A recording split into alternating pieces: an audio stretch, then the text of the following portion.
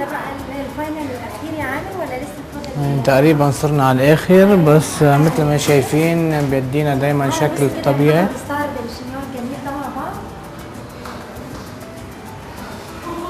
طبعا الاكستنشن بده يلعب دور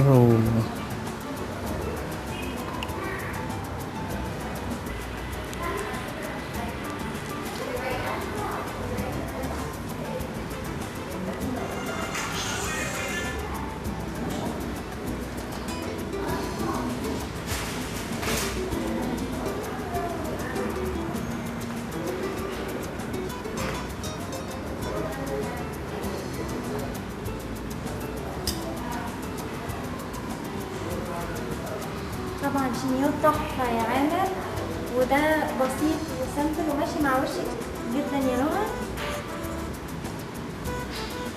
بس انه دايما ما بنقدرش نكبر الموضوع ونكبر الدموازيل اللي بتكون معنا ونعطيها عمر غير عمرها. هذا كله دايما بنفضل صحيين على الموضوع.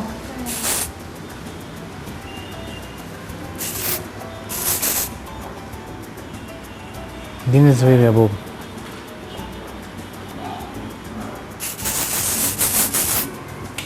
اوكي يا عامر، ده التاتش الاخير.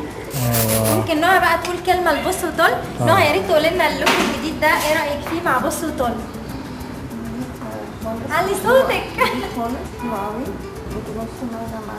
احنا عايزين نشوف البروفايل بتاعك يا ريت مع الكاميرا بقى، تلفي كده راسك يمين وشمال.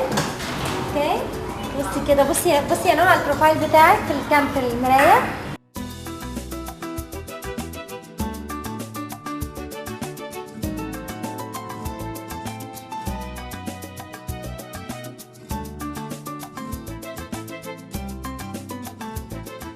سعداء معاكم جدا في الحلقه دي مع عامر الساحلي من صالون ال وشان يوم جديد. ميرسي يا عامر.